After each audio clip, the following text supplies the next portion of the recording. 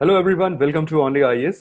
आज हमारे साथ हैं रौनक अग्रवाल, जिन्होंने अपने थर्ड अटेम्प्ट में यूपीएससी सीएसई 2019 को 13th रैंक के साथ क्लियर किया है। आज हम इनसे बहुत सारे क्वेश्चंस करने वाले हैं और इन क्वेश्चंस की खास बात यह है कि ये सभी क्वेश्चन हमने उन एस्पिरेंट से कलेक्ट किए हैं जो कि इस बार 2020-2021 के लिए प्रिपेयर कर रहे हैं। इनका कॉमर्स बैकग्राउंड रहा है, तो जो भी स्टूडेंट्स अपने कॉमर्स ऑप्शनल के साथ कुछ गाइडेंस चाहते हैं तो डेफिनेटली उसका भी बहुत अच्छे से आंसर्स हम आज फाइंड करने की कोशिश करेंगे। तो मिलते हैं रौनक जी से। Hello Raunak, welcome to only IAS. First of all, heartiest congratulations from the only IAS team for your success. Thank you so much sir. Thank you sir. Start करते हैं रौनक इसको। हाँ सर। ओके रौनक, अच्छा ये सबसे पहला ही क्वेश्चन मैं आपसे ये पूछ रहा हूँ कि आपने अभी तक इतना बढ़िया प्रिपरेशन 2 साल किया और फिर ऐसा लगा कि 2 साल में कुछ रिजल्ट ही नहीं आ रहा है, अपना प्रीलिम्स ही क्लियर नहीं हो रहा है। तो यहाँ पर जैसे बहुत सारे स्टूडेंट्स होते हैं ना, वो हार जाते हैं कि 2 साल से तो कुछ हो नहीं रहा है, अब लगता है कुछ हो नहीं पाएगा। तो ये जो थर्ड अटेम्प्ट में एक सिंगल शॉट में छक्का मारने वाला हिसाब किताब बनता है, इसका क्या कोई पहले से प्री फॉर्मेट होता है क्या कि नहीं इस बार तो डेफिनेटली निकलेगा ही निकलेगा अपना एग्जाम? ऐसा कुछ मोटिवेशन काइंड ऑफ थिंग आता है या फिर थोड़ा सा अपना दिमाग खुल जाता है, ऐसा कुछ होता है अपने साथ? सर एकदम फ्रैंकली मेरा जो फर्स्ट अटेम्प्ट था ना सर, दैट हाँ वाज हाँ। मतलब हम एकदम श्योर है that in that attempt I was underprepared. So no one is to be blame for that except me. Okay. But अगर आप पूछेंगे 3 अटेम्प्ट में से मेरा बेस्ट अटेम्प्ट कौन सा था प्रीलिम्स के लिए, हाँ हाँ। तो my second attempt was the best attempt. Okay. At that time I was the best prepared. And so it's not that कि आपका प्रिपरेशन बेटर हो जाता है या फिर आप ज्यादा बेटर तरीके से गेस करना स्टार्ट कर देते हैं, ऐसा कुछ भी नहीं होता।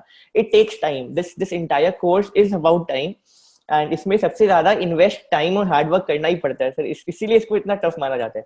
तो इसमें डिसअपॉइंट होने का तो बात ही नहीं है कि अगर 6 बार में हो रहा है, 5 बार में हो रहा है, कि फर्स्ट बार में नहीं हो रहा। This is like something which does not matter at the end. And sir एक और बात है कि डिसहार्टेंड होना नहीं होना, इसमें एक फैमिली का भी बहुत बड़ा रोल प्ले होता है। And it's not just about financially but the main thing is emotionally. Because sir अगर डेफिनेटली। आपके पास आपके पेरेंट्स या आपके फैमिली मेंबर्स होंगे जो आपको हर टाइम पे सुनने के लिए हैं, वहां पे आपके इमोशनल रिस्पॉन्स लेने के लिए हैं, तो फिर आप डेफिनेटली डिसहार्टेंड नहीं होंगे। और होंगे भी तो वापस आप स्टार्ट कर सकते हैं पढ़ाई करना। बिल्कुल। तो अच्छा इट्स नॉट यहाँ दैट पर। कि इस हाँ बार हाँ। कुछ पैसा प्रिपेयर्ड था मेरा कि ना हम इस बार पक्का हो ही जाएगा। Might be the prelims for the barrier for me. बहुत लोगों के लिए मेंस बैरियर होता है क्योंकि सर सब ये एग्जैक्टली। तीनों अलग अलग एरियाज को टेस्ट करता है। एमसीक्यू करता है, ऑब्जेक्टिव टेस्ट करता है प्रीलिम्स, सब्जेक्टिव एनालिटिकल टेस्ट करता है mains, yes. And personality test करता है interview. So it's not that कि बहुत ही इजीली हो जाएगा, करना ही होगा 1-2 अटेम्प्ट में, ऐसा कुछ भी नहीं है sir. Okay okay okay, I I get your answer.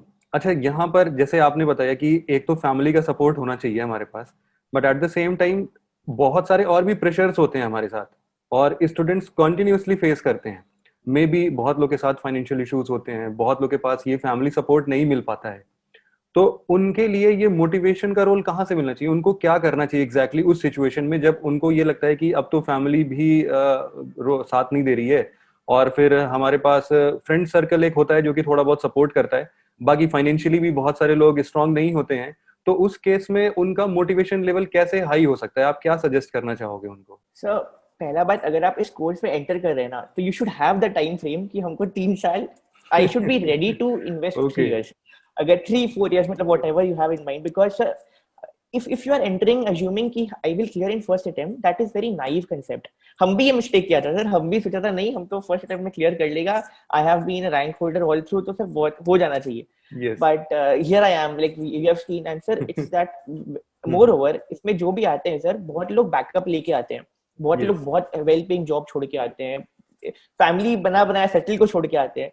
तो सर बहुत डिसहार्टनिंग तो होता ही है sir definitely. whether you have financial support or not, ultimately you have to be depressed after 1 or 2 attempts। ऐसा कुछ नहीं है ओके। कि कुछ एक हमेशा आप हाई फ्लाई करते रहेंगे। Yes but the yes yes. Main thing is you should have your mind made कि I have to invest 3 years। and even if you're not having the family support or financial support, sir अगर side by side अगर suppose कुछ साथ में करते रहे जो at least आपका जो ब्रेड एंड बटर आप अर्न कर पाए एंड अपना मेन एम उसी तरफ रख के रखें, तो ओके सर हो सकता है। Because but okay again okay. ऐसा भी नहीं है कि इतना डिले हो रहा है तो हम छोड़ देते हैं, बिकॉज हम भी लास्ट ईयर सोचा था कि I will not do it again, I will leave it. Okay, and had okay, I okay. left it I would not have reached what I am today. So definitely I get this. यहाँ पर अच्छा एक जो doubt और भी students का आता है वो ये, मतलब मुझे लगता है कि you are a boon for the commerce student to guide them. तो कॉमर्स स्टूडेंट का अपना एक बहुत बड़ा प्रॉब्लम उनके ऑप्शनल सब्जेक्ट से होता है कि उनको समझ में नहीं आता है कि कहाँ से सोर्सेस पढ़ना चाहिए. ऐसी बहुत सारी फेमस कोचिंग सेंटर्स भी नहीं है फिलहाल अभी के इस टाइम पर. तो उस फेज में कॉमर्स ऑप्शनल जो ऑप्ट कर रहे हैं इस टाइम पर स्टूडेंट्स, उनके लिए आप क्या सजेस्ट करना चाहोगे कि कैसे प्रिपरेशन स्ट्रेटजी रखनी चाहिए अपनी? सर अगर कोई कॉमर्स ऑप्शन ले रहा है that means that he or she has a BCom background or an MCom background or a CA definitely. CS something of that sort. Yes. And sir अगर ऐसा है तो जैसे कॉमर्स अपनी दो पेपर होते हैं 1 and 2. तो paper 1 is majorly something which has been taught to us in BCom or MCom or in CA. तो सर उसके लिए कुछ ऐसे अलग से कुछ सोर्सेज रेफर करने की जरूरत नहीं है. Like whatever book you have been referring to that is sufficient. To add to it sir what I followed I will tell, मतलब सबके लिए ऐसा कुछ ये नहीं है कि ये बुक ही करना है, क्योंकि अगर आपका कंसेप्ट क्लियर है तो आप आराम से, मतलब paper 1 is something which you if you know things you can answer them properly in the exam. Yes. Yes. So sir जैसे पेपर 1 में क्या है कि इट्स नॉट टोटली प्रैक्टिकल. उसमें 50% प्रैक्टिकल रहता है, 50% थ्योरेटिकल रहता है. अब अगर how to deal with practical अगर हम ये बात करें तो because I had the CA background, तो सर ओके. हम मेरा जो आईपीसीसी का जो मटेरियल था I referred that a lot, CA inter का material. Okay. Okay. along with that I referred Vajiram and Ravi का notes and rankers classes का notes. and sir और बाहर का जो इतना सारा बीकॉम का बुक्स, अलग अलग ऑथर्स का बुक, अलग अलग सब्जेक्ट के लिए अलग अलग बुक्स, इतना रेफर नहीं करना बेटर है सर, क्योंकि जितना ज्यादा आप सोर्सेज रखेंगे उतना ज्यादा पजल हो जाएंगे. तो बेटर है to keep your sources short but something which is very very precise and exhaustive. अगर वो रहेगा तो प्रैक्टिकल पोर्शन वहां कवर हो जाएगा. और सर अगर पेपर 1 का जो अपने थ्योरेटिकल एस्पेक्ट्स में जाते हैं तो it's not that you have to study paper 1 का थ्योरी सेपरेटली. जैसे अगर क्वेश्चन आ सकता है what is depreciation, what is the use of depreciation, ऐसे कुछ भी क्वेश्चंस आता है. तो अगर आप ऑलरेडी डेप्रिसिएशन का क्वेश्चन सॉल्व कर चुके हैं देन आपको अलग से पढ़ने का जरूरत नहीं होना चाहिए. If your concepts are clear, if you know some of the accounting standards, the Ind AS का numbers, then you can easily write that. But the thing, the main crux is in how you write the answers. एक बहुत important factor ये भी है sir कि आप answer कैसे लिख रहे हैं, बी प्रैक्टिकल और थ्योरेटिकल. तो जैसे अगर प्रैक्टिकल में अपने आंसर लिख रहे हैं, अगर एक क्वेश्चन दिया है कि compute the total income for a particular SSC, तो sir what I followed was, sir हम 3 या 4 स्टेप्स में अपने आंसर को मतलब बांट लेता था. स्टार्टिंग में पहला एक इंट्रोडक्शन लिखता था about that. For example I am trying to compute total income, I will write that ये इस particular chapter of income tax act 1961 के अकॉर्डिंगली कंप्यूट होता है. And then I write a short summary कि SSC का नाम क्या है, स्टेटस इंडिविजुअल है, कौन सा प्रीवियस ईयर है, कौन सा फाइनेंशियल ईयर है, पहले एक समरी देना है. फिर अपने कंप्यूट करेंगे पूरा जो मेन आंसर है. उसके बाद में वर्किंग नोट्स आता है. वर्किंग नोट्स में क्या होता है सर, हम लोग को जो हम लोग उसमें फिगर्स बैठाए हैं उसके बारे में डिटेल में कंप्यूट करना पड़ता है कि क्या किस बेसिस पे आप वो बनाए हैं. और एक चौथा एक और सब हेडिंग होना चाहिए नोट्स का, उसमें अपने अजम्पशंस लिखते हैं या कुछ पर्टिकुलर कंसेप्ट जो अप्लाई कर रहे हैं वो लिखते हैं. तो अगर अपने if you are segregating your entire answer into 4 parts, then that is an exhaustive answer. लेकिन मोस्टली लोग क्या करते हैं, खाली कंप्यूटेशन जो हम आपको सेकंड पार्ट बताया वो करके छोड़ देते हैं. तो the marks which we end up getting is again proportionality मिलता है. तो सर ये तो हो गया प्रैक्टिकल एस्पेक्ट. और थ्योरेटिकल एस्पेक्ट अगर बात करें तो सर मतलब this is applicable for all the papers, be it GS papers और be it optional paper theoretical. What I followed is to write in bullet points, in subheadings and bullet points. तो अगर question का 4 part है, मतलब question 4 parts में बटा हुआ है, तो I used to give 4 subheadings separately so that वो मेरा कोहेरेंस पूरा दिख रहा है कि I have answered each every aspect asked in the question. Secondly, sir, I could write with both black and blue pens, but many people can't. Most of the people can't do that. So, sir, अगर suppose if you can't use both pens, you should underline them. मतलब अगर आप subheading दे रहे हैं, तो just underline that with that same pen itself. जरूरी नहीं है कि pencil से underline करना है, pen से underline कर दो, लेकिन एक अलग से वो stand out करना चाहिए examiner की eyes में. And then to write in subheadings and subpoints, like अगर suppose हमको बताना है advantages, uses of depreciation for example, तो uses of depreciation करके हम एक बॉक्स बनाया, then एक हाइफन दे दिया एंड एक लाइन टान दिया, फिर 1 2 3 4 5. तो I have used the same amount of space, I am writing the same points but which is appealing to the eye of the examiner. So these are some things which can help both in GS papers and in the optional का theoretical paper. So paper 2 में बताना चाहते हैं बहुत लोग जो DU से होते हैं जिनका दिल्ली मतलब जिनका BCom ग्रेजुएशन दिल्ली यूनिवर्सिटी से हुआ रहते हैं वो लोग पेपर 2 का बहुत सारा टॉपिक्स पढ़े हुए होते हैं ऑलरेडी. बट हम अपना बात करते हैं. मेरे लिए paper 2 was something which was very new. मतलब कुछ टॉपिक्स खाली पढ़ा हुआ था. I am from Xavier's Calcutta, तो हम लोग का बहुत सारा सिलेबस उसका कवर्ड नहीं किया हुआ था, तो मेरे लिए पूरा न्यू था. तो व्हाट आई डिड वाज बहुत लोग ना अलग अलग टॉपिक के लिए अलग अलग बुक्स रेफर करते हैं. वो थोड़ा मतलब थोड़ा सा एग्जॉस्टिंग हो जाता है और हो सकता है कि आप क्लमजी हो जाए. तो आई जस्ट फॉलोड वाजीराम का मटेरियल एंड एंकर्स का मटेरियल एंड नथिंग एल्स. हम उन दोनों को पढ़ के डिटेल में कर लिया. बट उसके साथ में सर क्या है, आपको थोड़ा अपना उसमें टिन डालना पड़ेगा. ट्राई एंड इनकॉर्पोरेट जो डायग्राम जैसा आपको जो हम बताया वो सब है. What I did more was कि सपोज एक टॉपिक है formal organization and informal organization. Sir हम गूगल में सर्च करके उसके बारे में कुछ अच्छा डायग्राम्स निकालता था. डायग्राम्स इन द सेंस कि जो कुछ फैक्ट्स को उसमें इनकॉर्पोरेट कर ले और जो देखने में बहुत सुंदर लगे. तो I instead of writing that in bullet points I wrote that in the form of a diagram. जैसे अपने आइसबर्ग जानते हैं, आइसबर्ग देखे होंगे, मतलब उसका around 99% below the surface level होता है, खाली थोड़ा सा ऊपर में रहता है. yes. तो एक टॉपिक है इनफॉर्मल ऑर्गेनाइजेशन, तो उसमें वो ऐसे दिखा रहा था कि आइसबर्ग के फॉर्म में है, ये नीचे इनफॉर्मल है, ऊपर में फॉर्मल है. And then that is showing that entire concept of the importance of informal organization. तो in this way you can, मतलब it's not that कि आप स्टडी मटेरियल से चिपके हुए रहिए या कोई पर्टिकुलर कोचिंग मटेरियल से चिपके हुए रहिए. अपने आप वर्क करिए, गूगल करिए, डायग्राम देखिए, कोटेशन देखिए, एग्जांपल्स देखिए, डेटा देखिए, which will actually help you in making your answer different from others. इसमें अगर मार्क्स तभी मिलेगा जब आपका आंसर डिफरेंट है. कॉमन आंसर सबको ही लिखने वाले हैं. यहाँ पर अच्छा एक स्टूडेंट की एक ऐसी क्वेरी थी कि सिचुएशन अभी बड़ी खराब चल रही है, पैंडेमिक सिचुएशन है कुछ इस तरीके का कि हम समझ नहीं पाते, मतलब जो एक सोर्स ऑफ इंस्पिरेशन होता है ना वो टूट जाता है. अनसर्टेनिटी इस टाइम माइंड में प्रिवेल करती है, हम कॉन्टिन्यूएशन मेंटेन नहीं कर पाते हैं, इवन मोटिवेशन भी नहीं आता है कहीं से. तो ऐसे अनसर्टेनिटी, जरूरी नहीं है कि ये कोविड-19 का ये पैंडेमिक सिचुएशन ही हो, this can be related with other aspects as well. तो वहां पर उस सिचुएशन में कैसे हैंडल करना चाहिए जब भी अनसर्टेनिटी किसी के दिमाग में आता है. जैसे कि अभी सिंपल सा उनका क्वेश्चन ये है बच्चों का कि आने वाले 2 महीने बचे हैं, इन केस अगर 4 अक्टूबर को इस बार एग्जाम होता है तो इस केस में अब हमें क्या स्विच करना चाहिए, मतलब how we have to mould our preparation for these 2 months. Sir जब भी ऐसा अनसर्टेनिटी आता है ना, we should always give ourselves a reality check. Go for a mock.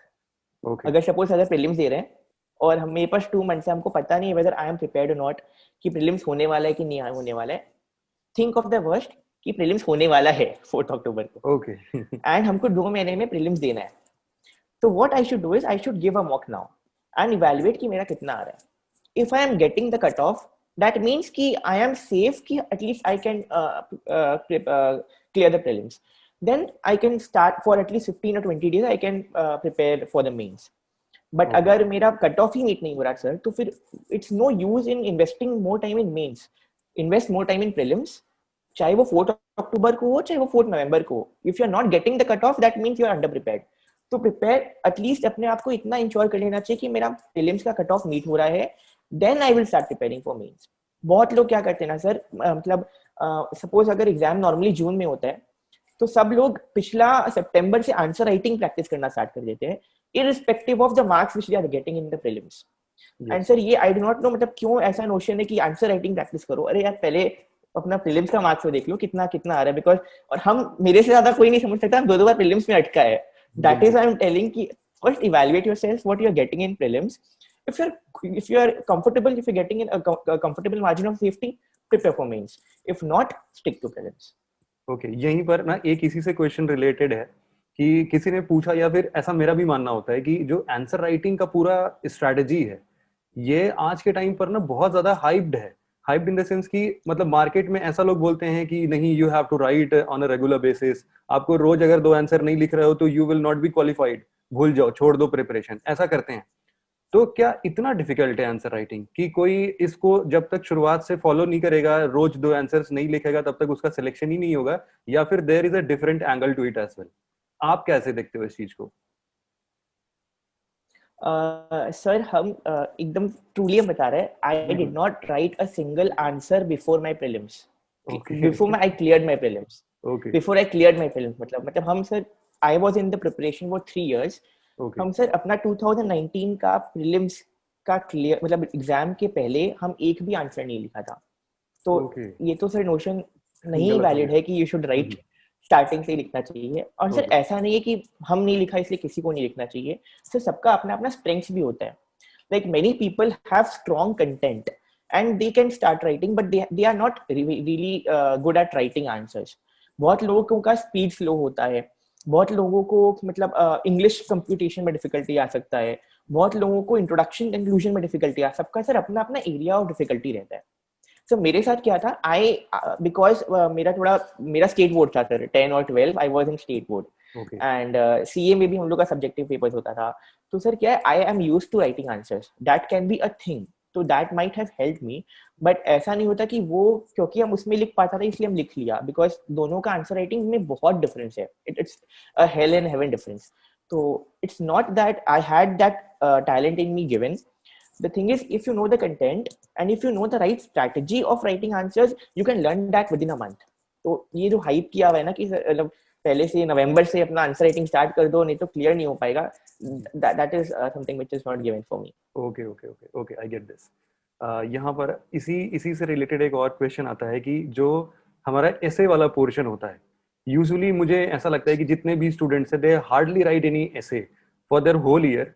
जब उनको पता चलता है कि हाँ अभी सिलेक्शन हो रहा है, प्रीलिम्स क्लियर हो गया मेरा, and now they started reacting on it. ठीक है, तो उस केस में मतलब ये भी टैकल किया जा सकता है या फिर इट इज नेसेसरी, या फिर जैसे एग्जाम के पहले की बात, मेंस एग्जाम लिखने जा रहे हैं उससे पहले अपनी ऐसे की क्या स्ट्रेटजी होनी चाहिए, हाउ टू अप्रोच दिस ऐसे thing?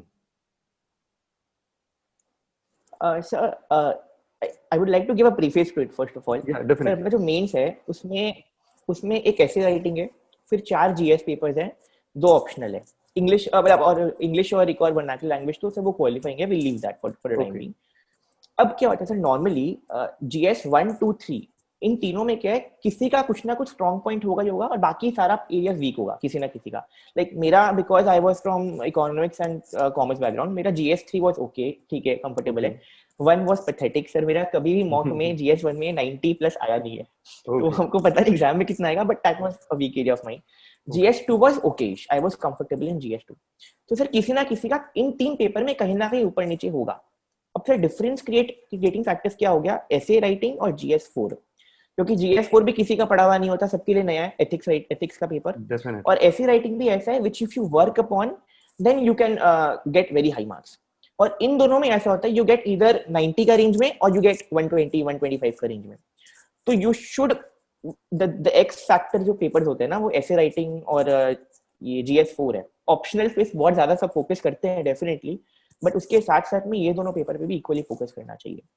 Now coming to your question, which is the essay writing. Yes. Sir, I started writing essays after my prelims. हम उसके पहले actually I told you I did not start preparing for my mains, so I did not write. I had prepared for my optional paper, but did not write a particular answer. Did not study ethics. Did not study social issues, governance. ये सब कुछ भी नहीं पढ़ा था. Okay. तो after I gave my prelims on 2nd of June, मेरा थोड़ा कट ऑफ मीट कर रहा था, तो हम 3rd June से I made my mind कि हमको ऐसे राइटिंग भी प्रैक्टिस करना चाहिए. Okay. तो what I did was कि स्टार्टिंग का 1 मंथ जब तक रिजल्ट नहीं आया था, I had written 2 essays already. उसके बाद से सर मेरा एम तो ये था कि हम हर संडे को एक ऐसे लिखें, बट हम वो कर नहीं पाया. तो एवरी 2 संडेज या एवरी 10 डेज में I used to write 1 essay. Okay. और sir after you write 4 or 5 essays, start writing 2 essays together, क्योंकि एग्जाम में अपने को 3 घंटे में 2 essay लिखना है. तो जब तक वो एक साथ एक कंटिन्यूटी नहीं आएगा ना ऐसे राइटिंग में, दोनों ऐसे में, तब तक वहां जाके हो सकता है वो इशू क्रिएट करे. तो just after you have written 4 or 5 essays, sit for a mock, write 2 continuous essays in 3 hours. And if you can do that, and if you are happy with your own essay, get it evaluated by your seniors. Sir, हम खुद मेरे एक सौरभ भुवानिया बोल के भैया है, he got ranked in the previous attempt. He was really helpful to me. वो मेरा बहुत सारा एसेस इवैल्यूएट किया, हम उनको अपना सारा एसेस भेजता था, वो हमको इवैल्यूएट करके भेजते थे. और मतलब 2-3 और सीनियर है, मतलब तो बहुत सारे सीनियर्स अवेलेबल हैं, और सब मतलब हम भी यही ट्राई कर रहे हैं कि हम भी किसी का हेल्प कर सकता है, तो it's not bad at all. तो आप अपने सीनियर्स को दीजिए इवैल्यूएट करने के लिए. या फिर आप मॉक्स ले सकते हैं, और नहीं तो सर ऑनलाइन में बहुत सारे पोर्टल्स ऐसे हैं, फ्री पोर्टल्स हैं, wherein you can upload your essay and get it evaluated. You should write essays. Sir एक और चीज हम बोलना चाहिए ऐसे, I know I am giving very लंबा लंबा answers, but It's okay. It's जितना हम really बोल appealing सकते for the हैं. students. They will learn a lot. Sir ऐसे राइटिंग में अपना स्ट्रैटेजी होना चाहिए. लाइक हम अपना एक स्ट्रैटेजी फॉलो किया पहले वो बताते हैं, एंड देन हम बोलेगा कि सबको अपना अपना स्ट्रॉन्ग पॉइंट से वर्कआउट करे. Sir my hobby is writing poems, so I can write poems, I can make poems instantly. Okay. तो सर हम क्या किया था, जैसे अपने पास कुछ ऐसे 10 या 15 टॉपिक्स हैं जो कॉमन है, जैसे अगर women development, women empowerment, education, science and technology, media, health, तो these are some topic, demographic dividend, तो इकोनॉमी, ये सब टॉपिक्स कॉमन है. तो मोस्टली ऐसा रहेगा कहीं ना कोई एक ऐसे में इस टॉपिक का टिंट पक्का रहेगा. तो व्हाट आई डिड वाज, पहला बात कि जो कॉमन टॉपिक्स है उनके ऊपर हम कुछ कुछ स्टैटिस्टिक्स गैदर कर लिया. तो I made a word document on my on laptop और on paper, whatever you are comfortable with. उस पे हम टॉपिक का हेडिंग लिख के उस पे स्टैटिस्टिक्स लिखता गया. मतलब एजुकेशन के ऊपर हमको कुछ इंपॉर्टेंट स्टैटिस्टिक्स मिला तो हम वो लिख दिया. तो एक हम अपना डॉक्यूमेंट बना लिया स्टैटिस्टिक्स का, which will help you in both GS and essay writing. तो ये अपना दोनों का काम हो जाएगा स्टैटिस्टिक्स. फिर एक और हम एक पीडीएफ बनाया, एक और हमने एक डॉक्यूमेंट बनाया कोटेशंस का, because quotations really give a very good appeal to your answer, again both in GS and in essay writing. Yes. तो अगर वुमेन एम्पावरमेंट का कुछ ऐसे है, उसमें WHO के हैं, यूएन के डायरेक्टर जनरल का कुछ ना कुछ कोटेशन दिया हुआ होगा, बन की मून का जैसे है बहुत अच्छा एक फेमस कोटेशन है, एनवायरनमेंट के ऊपर अल्गोरे का कोटेशन है. तो कुछ कुछ quotations which are by very eminent personalities, make a list of that. Topic wise वाइज एनवायरनमेंट के ऊपर 3-4 कोटेशन, एथिक्स के ऊपर 3-4 कोटेशन. अब ये कोटेशन सर क्या होगा, आपको एथिक्स का जीएस फॉर्म में भी हेल्प करेगा. If you right a quotation your answer that elevates the level. Second, आपका जीएस में भी बहुत बार हेल्प करेगा. सपोज ऐसा हो गया कि जैसे इस बार जीएस 3 में क्या हुआ था सर कि 9 to 10 questions were on agriculture. Sir मेरे पास इंट्रोडक्शन करने के लिए टॉपिक ही नहीं बचा, हम कैसे इंट्रोड्यूस करें उस आंसर को. तो हम 1 या 2 में एग्रीकल्चर का कोटेशन डाल दिया, एक बहुत डिफरेंट एंगल डाल के. तो दैट आल्सो वर्क्स. फिर कंक्लूड करने के लिए आपके पास कुछ नहीं है, एक अच्छा कोटेशन डाल दीजिए जहां पे कुछ अच्छा व्यू पॉइंट दिया हुआ हो. और ऐसे राइटिंग में तो आपको कोटेशन हेल्प करेगा ही. तो एक तो ये दोनों, ये आपका जीएस में भी हेल्प कर दिया और ऐसे में भी हेल्प कर दिया. And it does not take much time. ऐसा नहीं करना है कि हमको बैठ के सब सारा 2 दिन देना लगातार. Just make a word document, जब आपको जो कोटेशन जो टॉपिक में मिले उस पे आप ऐड करते जाइए. उसमें टाइम वेस्ट नहीं करना. हम सब कुछ प्रीलिम्स के बाद ही किया, कुछ भी पहले कुछ भी नहीं किया. और कुछ ट्यूशन में भी हमको कुछ नहीं सिखाया, सब मेरा खुद का किया हुआ था. उसके बाद फिर एक और चीज क्या किया कि because I could write poems, तो हम इंट्रोडक्शन पोएम से करता था अपना ऐसे राइटिंग का. if a particular person can make stories, you can introduce your essay with stories. And I personally always gave subheadings in my essay. मतलब 3 या 4 headings हम दिया था. And the headings can be catchy. Like something थोड़ा सा जैसे समन्वय word डाल सकते हैं, आत्मनिर्भर डाल सकते हैं, और इसको थोड़ा एक डिफरेंट एंगल दे सकते हैं, creative angle. That will again elevate the level of the essay. तो अगर ये कुछ अगर अपने टेक्निक फॉलो करते हैं तो थोड़ा डिफरेंस क्रिएट हो जाता है answer writing. Okay I get this. अच्छा, यहाँ पर एक मुद्दा थोड़ा सा आता है, जैसा भी हमने बात किया जीएस पेपर 4 और बाकी जगहों पर भी. तो यहाँ पर क्या होता है कि करंट अफेयर्स का जो एक मुद्दा आता है लोगों के सामने कि भाई करंट अफेयर्स प्रीलिम्स के पॉइंट ऑफ व्यू से तो सब पढ़ लेते हैं, और उनके पास ये भी रहता है कि हाँ हमने क्लियर करना है, ऑब्जेक्टिव क्वेश्चन सॉल्व करने हैं, ये इंपॉर्टेंट है, ये इंपॉर्टेंट है. लेकिन जब करंट अफेयर्स का रोल आता है उनके मेंस एग्जामिनेशन में, वहां पर लोग कंफ्यूज होते हैं कि हम अपने करंट अफेयर्स को मेंस एग्जाम में कैसे यूज कर सकते हैं. अरे क्वेश्चन आता है तो ठीक है हम लिख देंगे, but how to use current affairs that we have gathered for the whole year, and how to get it in like 2 or 1 month for the final revision and get it on the paper as well while writing exam. तो ये पूरा current affairs को कैसे summarise करके कोई student एकदम final and तक पहुंचा सकता है, that the students also want to know. Sir ये चीज इसका क्या है, ये आप प्रीलिम्स में कितना अच्छा से करंट अफेयर्स पढ़े हैं वो आपको मेंस में हेल्प करता है. अब जैसे what I did in prelims was, हम every day I used to read newspaper, पहला चीज. फिर हम ये ओनली आई से prelims booster news discussion I used to see. अब क्या हुआ सर, कुछ इंपॉर्टेंट जो करंट अफेयर्स है I have already gone through 5 times, सिर्फ एक एक पढ़ाई में. अब हम इन सबको 2-2 बार तो कम से कम पढ़ेगा, रिवीजन एक बार और करेगा ही करेगा मिनिमम। तो मेरा इन अ वे क्या हुआ, कुछ कुछ जो इंपॉर्टेंट करंट अफेयर्स है, I have already gone through that 10 और 12 टाइम्स, एक पर्टिकुलर एक एस्पेक्ट को, तो that gets registered on your mind. तो पहला बात तो इससे आपको रटना नहीं है अलग से बैठ के, ये आपके माइंड में सबकॉन्शियसली अपने आप चला गया। Now how to use that in the answer writing. तो सर अब क्या होता है, दिस इज अबाउट प्रैक्टिस। अब जो बोलते हैं ना कि डेली 2 आंसर लिखना चाहिए, वो ऐसा नहीं कि डेली 2 लिखना है, खाली इतना सोचना है कि हम इस आंसर में क्या क्या डालने वाला है। तो मतलब आप अगर आप सपोज एक पर्टिकुलर क्वेश्चन देख रहे हैं, एक क्वेश्चन आता है, सपोज इस बार आता है ड्राफ्ट नेशनल एजुकेशन, जो नेशनल एजुकेशन पॉलिसी अभी नया है, सपोज के ऊपर कुछ क्वेश्चन आ गया, how will you critically evaluate that, अगर सपोज यही क्वेश्चन आता है, यू शुड, ये क्वेश्चन देखते ही आपके माइंड में आना चाहिए हम क्या क्या एस्पेक्ट डालने वाला है। सबसे पहले इसमें आपको एजुकेशन के ऊपर स्टैटिस्टिक्स, एसर रिपोर्ट आ गया, सर्वे आ गया एनईएस वाला। उसके बाद इसमें आपका सस्टेनेबल डेवलपमेंट गोल आ जाएगा जो एजुकेशन से रिलेटेड है, एसडीजी 4 है आई थिंक, हाँ वो आ जाएगा।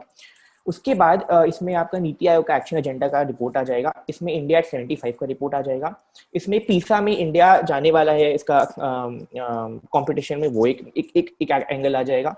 और तो और प्लस इसमें क्योंकि अभी कोरोना का पैंडेमिक का सिचुएशन चल रहा है, आप डाल सकते हैं कि लोगों के पास एक्सेसिबिलिटी नहीं है तो ये हैम्पर हो रहा है, प्लस एक डेमोग्राफिक डिविडेंड का एंगल कि अगर डेमोग्राफिक डिविडेंड को अगर कैपिटलाइज करना है तो एजुकेशन प्रोवाइड करना पड़ेगा।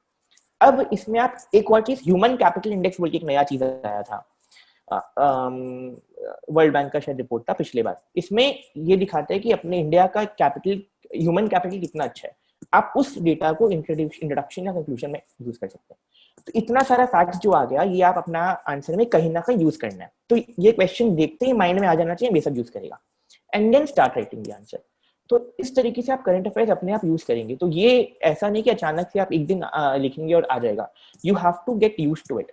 तो इसलिए प्रीलिम्स के बाद इसलिए अपने मतलब क्या करते हैं, just see the question and think what are you going to write in that. It's not that you have to write that, जस्ट एक बार में आपके माइंड में ही आना चाहिए, तब आप आराम से यूज कर पाएंगे। Okay okay okay, I get this. यहीं से अच्छा एक और हम एक और चीज ऐड करना चाहते हैं इसमें, डेफिनेटली श्योर। पोर्टल है, उसमें क्या होता है, डेली एक टीएलपी या कुछ है, I do not remember the name, उसमें क्या डेली 5 क्वेश्चंस आते हैं ऑन पर्टिकुलर टॉपिक, एंड उसमें उसका सब लोग अपना आंसर लिख के अपलोड करते हैं और अगले दिन उसमें उसका कंटेंट आता है। नाउ इफ अगले दिन, आज नहीं, हम अगले दिन क्या करता था, सपोज आज का क्वेश्चन हम नेक्स्ट डे देखता था कि उसका कंटेंट उन्होंने क्या डाला है, और जो टॉप आंसर शीट्स हैं उन्होंने कैसे उसको प्रेजेंट किया है, कितने अच्छे से, कैसे मतलब डायग्राम बनाया है, क्या डेटा यूज किया है, कैसे इंट्रोडक्शन किया है, कैसे कंक्लूजन किया है। तो वो देखने से मेरा माइंड और खुलता था कि हम अगर सपोज अभी एसडीजी के बारे में खाली सोचा, उन्होंने कुछ नया एक एंगल दे दिया, सपोज एक कुछ एग्जाम्पल के लिए यूके का कुछ नया एजुकेशन पॉलिसी डाल दिया, तो वो चीज देखने के बाद हमको एक अच्छा एक आइडिया स्ट्राइक आउट कर जाता है। तो इसी से सर ये सब फ्रीली अवेलेबल है, तो इससे आराम से हेल्प हो जाएगा सर। बिल्कुल बिल्कुल, मैं समझ गया। कुछ 1-2 क्वेश्चंस और मैं पूछता हूँ, फिर इसको एंड करेंगे हम। यहाँ पर सिंपल, जैसे आपने एक एक्चुअल में ये मेरा क्वेश्चन अभी पूछना था मुझे कि हॉबीज को हम कैसे यूज कर सकते हैं, तो ये आंसर ऑलरेडी आपने कर दिया है।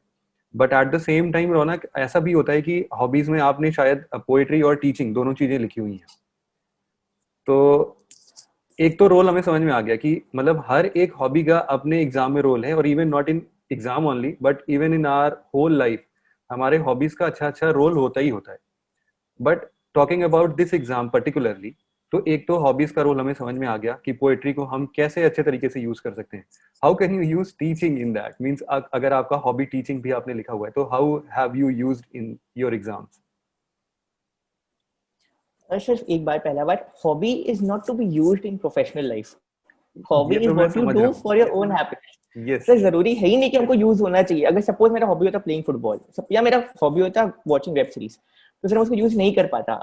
हम एग्जांपल दे रहे हैं sir, it's not necessary you have to use your hobby, it just shows a part of your personality. तो पहला बात ऐसा है ही नहीं कि हमको उसको यूज कैसे करें, बट स्टिल हम, if you ask me how I use teaching, sir पहला बात बिकॉज ऑफ टीचिंग मेरा इंटरव्यू में थोड़ा एक कॉन्फिडेंस थोड़ा सा बढ़ गया, एंड दूसरा क्या, हम ज्यादा बोलने लग गया। एज यू कैन सी, बहुत लंबा लंबा आंसर देता है। Definitely. And even in interview मेरे को मॉक में बोला गया कि अपने आप को शॉर्ट रखना, तो इंटरव्यू में तो हम एक्चुअली थोड़ा ट्राई किया था, बट यहाँ पे क्योंकि आई थॉट कि हम जितना दे पाए, मतलब whatever I can contribute to the student, तो इसीलिए हम थोड़ा ज्यादा बोल रहे हैं। एंड दूसरा सर क्या, टीचिंग में क्या होता है, because people ask you questions, counter question होता है, तो आपका माइंड ज्यादा खुलता रहता है. Teaching is learning rather. आप जाने के बाद हमको हो सकता है खाली एक ही चीज आता होगा, बट उसके ऊपर वो 10 क्वेश्चन जो पूछेंगे तो आपको वहां पे उसका आंसर बनाना भी सीखना पड़ेगा. आप अगर खड़े हैं, टीच पढ़ा रहे हैं और कुछ क्वेश्चन एक रैंडमली पूछा जाए, आप यहाँ बोल नहीं सकते, हमको नहीं आता, उसको टैकल कैसे करना है वो हम टीचिंग से सीखा, which helped me both in my